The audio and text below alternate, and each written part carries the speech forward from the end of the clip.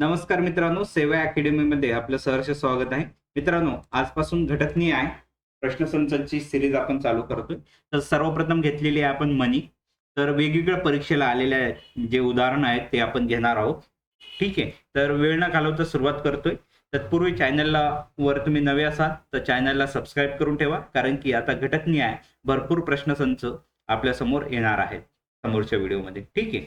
तर पहिला प्रश्न, बाहेरून गरीब पण मनातून कपटी या अर्थ असलेली मन कोणती?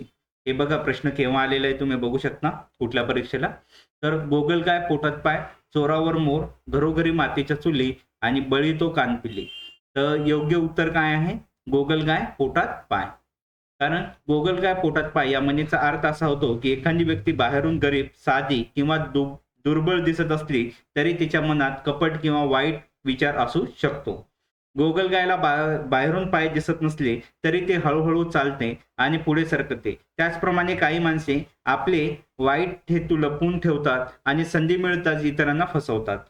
चोरावर मोर या म्हणीचा अर्थ असतो आहे की वाईट गोष्टीवर त्याच्यापेक्षा जास्त वाईट माणूस मात करतो किंवा त्यांना शासन करतो. घरोघरी मातीच्या चुली याचा अर्थ सर्वत्र सारखीच परिस्थिती किंवा अडचणी असते. प्रत्येक कुटुंबाला काही ना काहीतरी समस्या असतात. बळी तो कानपिळी याचा अर्थ जो माणूस शक्तिशाली असतो तो दुर्बलांना त्रास देतो किंवा त्याच्यावर अन्याय करतो. पुढचा प्रश्न, कुऱ्हाडीचा दांडा, रिकाम्या जागा काळ, मन पूर्ण करा. तर ऑप्शन आहेत पोत्यास, गोत्यास, गोतास, कातास. तर योग्य उत्तर आहे गोत्यास काळ. ठीक आहे. दिलेली मन ही पूर्ण केल्यावरती कुऱ्हाडीचा दांडा गोत्यास काळ अशी होते. या म्हणीचा अर्थ असा होतो की आपल्याच माणसाने किंवा जवळच्या व्यक्तीने घात केल्यास ते आपल्या नाशाला किंवा मोठ्या संकटाला कारण ठरते. कुऱ्हाडीचा दांडा हा लाकडाचा असतो आणि तो लाकड तोडण्यासाठी वापरला जातो. म्हणजे झाडाचाच भाग असलेला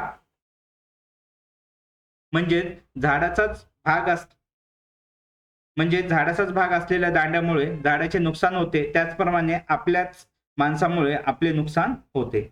ठीक आहे. पुढचा, दाम करी काम या म्हणीचा अर्थ थोडे थोडे काम करत राहावे. शूद्र माणसे शूद्र वस्तूला बाळतात. पैशाने सर्व गोष्टी साध्य होतात. वाईट कामातून अधिक पैसा मिळतो. म्हणजे दामकरी काम याचा अर्थ काय होतो की पैशाने सर्व कामे साध्य होतात. दामकरी काम या म्हणीचा अर्थ असा होतो की पैसा म्हणजे धन सर्व प्रकारचे कामे करून दाखवतो. याचाच अर्थ असा की बहुतेक गोष्टी पैशाच्या माध्यमातून साध्य करता येतात. समाजात पैसा खूप महत्वाचा आहे आणि अनेक व्यवहार पैशाच्या बळावर पार पडतात.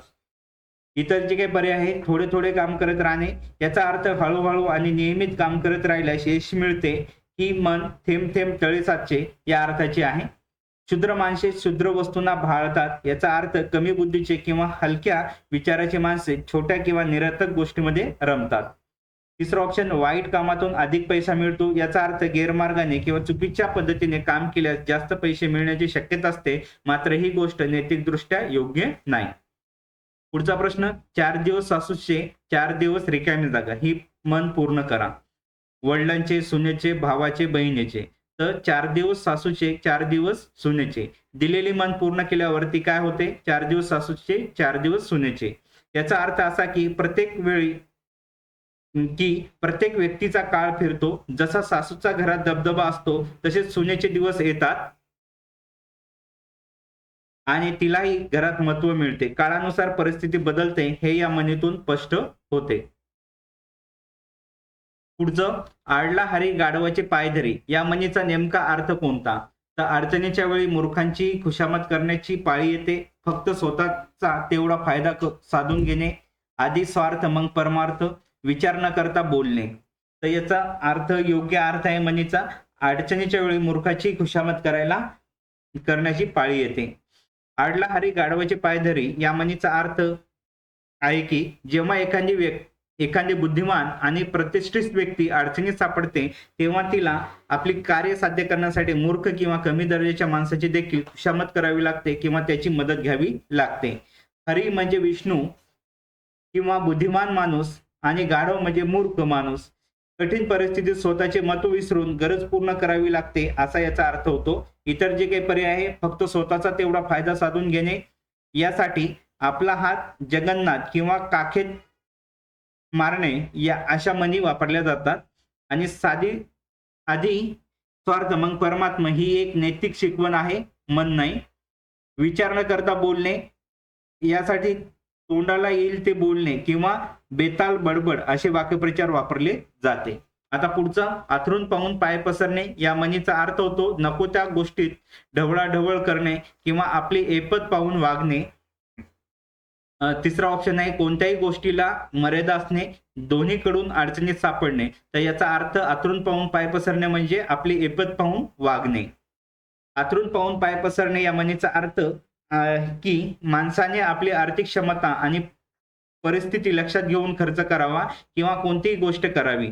आथरून जेवढे मोठे असते तेवढेच पाय पसरावेत, म्हणजेच आपली जेवढी क्षमता असते तेवढेच काम करावे किंवा खर्च करावा, अन्यथा कर्जबाजारी होण्याची किंवा अडचणीत येण्याची शक्यता असते. इतर पर्याय जे काय आहेत, नको त्या गोष्टीत ढवळाढवळ करणे याचा अर्थ ज्या गोष्टीशी आपला संबंध नाही किंवा ज्यात आपला अधिकार नाही अशा गोष्टीत अनावश्यक हस्तक्षेप करणे, यासाठी नसलेली गोष्टीत नाक खुपसवणे अशी दुसरी म्हण आहे.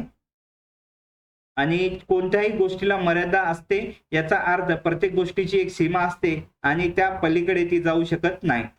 दुसरा जो काही पर्याय होता दोन्हीकडून अडचणीत सापडणे, या अर्थांच्या दोन वेगवेगळ्या समस्येमध्ये किंवा व्यक्तीमध्ये अडकल्यामुळे त्रास होणे, यासाठीच काय म्हणतात, इकडे आर तिकडे वीर अशी दुसरी म्हण आहे. आता पुढे, डोंगर पोखरून उंदीर काढणे या म्हणीचा अर्थ ओळखा. कष्ट सोसल्याशिवाय मोठेपण प्राप्त होत नाही. खूप कष्ट करूनही काहीच निष्पन्न न होणे. अगोदरच्या संकटात आणखी भर पडणे, पक्का निश्चय करणे.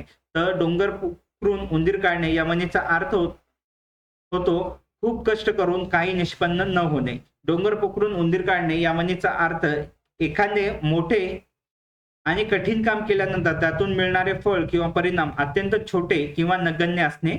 डोंगर पोखरून खूप श्रम किंवा वेळ लागतो, पण त्यातून जर छोटा उंदीर निघाला तर ते केले कष्ट वाया गेल्यासारखे वाटते. इतर जे काही पर्याय आहे, कष्ट सोसल्याशिवाय मोठेपण प्राप्त होत नाही याचा अर्थ यश मिळवण्यासाठी किंवा मोठी गोष्ट साध्य करण्यासाठी खूप मेहनत घ्यावी लागते, यासाठी कष्ट केल्याविना फळ नाही अशी म्हण आहे. अगोदरच्या संकटात आणखी भर पडणे याचा अर्थ आधीच असलेल्या अडचणीमध्ये आणखी नवीन अडचण येणे, यासाठी असतो डोंगर आणि येतो पाऊस किंवा कष्ट आणि त्यावर ओढ अशी म्हण वापरल्या जातात. पक्का निश्चय करणे याचा अर्थ कोणत्याही परिस्थितीत आपला निराधार न सोडणे, यासाठी मन करारे प्रसन्न सर्व सिद्धीचे कारण किंवा ठरलं तर ठरलं या वाक्याचा उपयोग केला जातो. पुढे, कानात बुगडी गावात रिकामी जागा मन पूर्ण करा. लुगडी, फुगडी, बेगडी, तागडी. तर कानात बुगडी गावात फुगडी ही योग्य म्हण होईल. दिलेली म्हण पूर्ण केल्यास कानात बुगडी गावात फुगडी अशी होते. आणि या म्हणीचा अर्थ काय आहे की काही लोक स्वतःकडे थोडीशी जरी चांगली गोष्ट असली तरी त्याचा खूप गवगवा करतात किंवा मोठे प्रदर्शन करतात. बुगडी हे कानात घालण्याचे छोटेसे आभूषण आहे.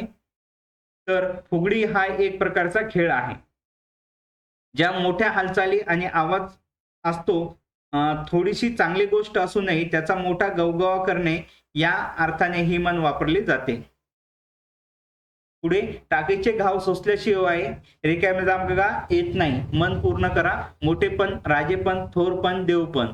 तर या ठिकाणी काय होईल, टाकीचे घाव सोसल्याशिवाय मोठेपण येत नाही अशी ही म्हण होईल. कारण की या म्हणीमध्ये पूर्ण केल्यावर टाकीचे घाव सोसल्याशिवाय मोठेपण येत नाही अशी होते. या म्हणीचा अर्थ असा होतो की मोठे यश मिळवण्यासाठी किंवा महत्वाचे स्थान प्राप्त करण्यासाठी कष्ट, यातना आणि अडचणी सहन कराव्या लागतात. जसा दगड टाकीच्या घावांना सोसून सुंदर मूर्ती बनतो, त्याचप्रमाणे संकटाचा सामना केल्याशिवाय माणूस मोठा बनू शकत नाही. पुढे, घरोघरी मातीच्या चुली या म्हणीचा नेमका अर्थ कोणता ते ओळखा. पर्याय आहे, घरात मातीची चूल असते, सर्वत्र सारखी परिस्थिती असते, मातीशिवाय इतर वस्तूंच्या चुली नसतात, सर्वत्र वेगळी परिस्थिती असते. तर योग्य म्हण याचा नेमका अर्थ होतो सर्वत्र सारखी परिस्थिती असते. घरोघरी मातीच्या चुली या म्हणीचा अर्थ असा होतो की प्रत्येक ठिकाणी किंवा प्रत्येक कुटुंबात काही ना काही तरी अडचणी, दुःख किंवा समस्या असतात. जसा पूर्वी प्रत्येक घरात मातीच्या चुली असे आणि तिला पेटवताना किंवा वापरताना काही त्रास होत असे, त्याचप्रमाणे जीवनात प्रत्येकाला काही अडचणीचा सामना करावा लागतो. कोणतीही जागा किंवा कुटुंब पूर्णपणे समस्यापासून मुक्त नसते. इतर जे काही पर्याय आहेत, घरात मातीची चूल असते हा या म्हणीचा शाब्दिक अर्थ, पण तो म्हणीचा खरा अर्थ नाहीये. मातीशिवाय इतर प्रकारच्या चुली नसतात हे वस्तुस्थितीवर आधारित नाही, कारण आता अनेक प्रकारच्या चुली वापरल्या जातात. सर्वत्र वेगळी परिस्थिती असते. ही म्हण त्याच्या विरुद्ध अर्थाची आहे. घरोघरी मातीच्या चुली म्हणजे सर्वत्र काही प्रमाणात साम्य असते. धन्यवाद. भेटूयात पुढच्या व्हिडिओमध्ये लवकरच.